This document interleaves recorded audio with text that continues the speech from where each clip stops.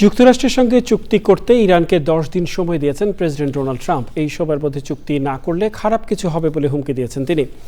অন্যদিকে ইরান পাল্টা হুমকি দিয়ে বলেছে, হামলা হলে মধ্যপ্রাচ্যে থাকা যুক্তরাষ্ট্রের সব ঘাঁটি এবং অবকাঠামো লক্ষ্য করে পাল্টা হামলা চালানো হবে।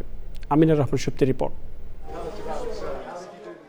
ইরানের সঙ্গে পারমাণবিক আলোচনায় যুক্তরাষ্ট্র চুক্তিতে পৌঁছাবে নাকি ইরানে সামরিক হামলা হবে তা দেখার জন্য 10 দিনের সময়সীমা বেঁধে দিয়েছেন মার্কিন প্রেসিডেন্ট ডোনাল্ড ট্রাম্প।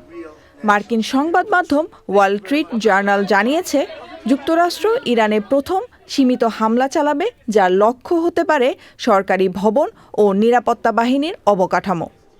অন্যদিকে জাতিসংঘে নিযুক্ত ইরানের স্থায়ী দূত সংস্থার মহাসচিব অ্যান্তনিও গুতেরেসের কাছে লেখা এক চিঠিতে বলেছেন, যদি ইরানে হামলা হয় তাহলে মধ্যপ্রাচ্যে থাকা যুক্তরাষ্ট্রের সব ঘাঁটি এবং অবকাঠামো লক্ষ্য করে পাল্টা হামলা হবে।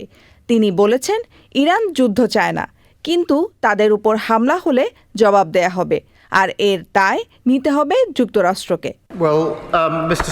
ইরানে সম্ভাব্য হামলার জন্য ব্রিটিশ বিমান বাহিনীর ঘাঁটি ব্যবহার করতে চেয়েছিলেন মার্কিন প্রেসিডেন্ট ডোনাল্ড ট্রাম্প, তবে তাতে সায় দেয়নি ব্রিটেনের প্রধানমন্ত্রী কিয়ার স্টারমার।